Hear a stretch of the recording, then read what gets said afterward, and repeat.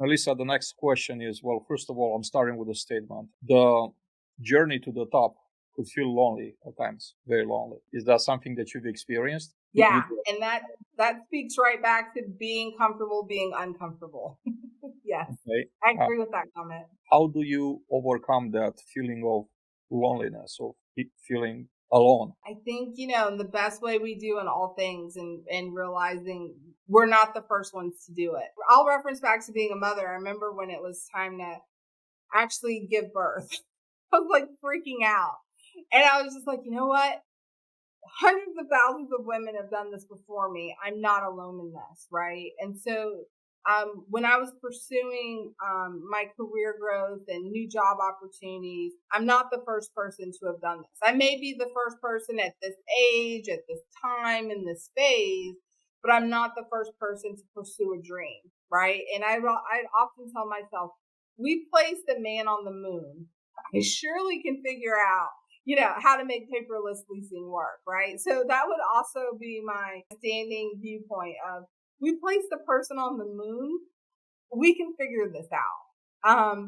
We've overcome in so many different things in life. This too can be figured out. And so I place myself intentionally with a lot of peers, with a mentor networking group intentionally. So people I could lean to. And that was intentionally done through partnering with women of color,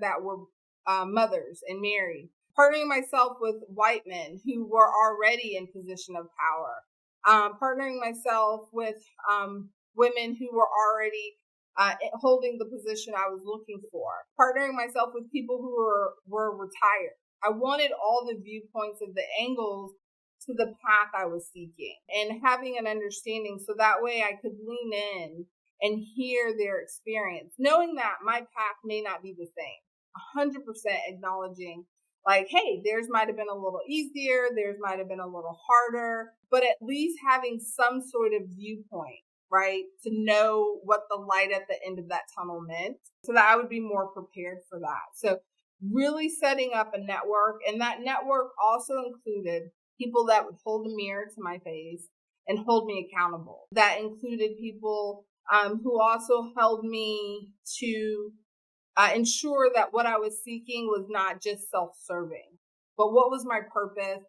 Was it in alignment with what I felt the calling on my life is, right? Why am I here?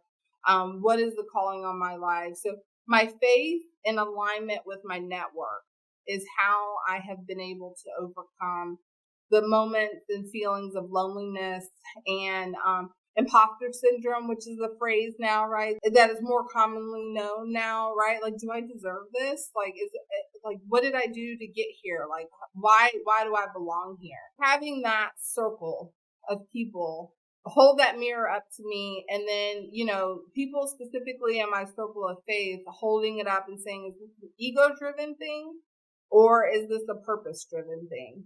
And for me, it's important to make sure that that alignment is purpose driven. And so sometimes that means sitting still and being okay where I am and embracing what I have.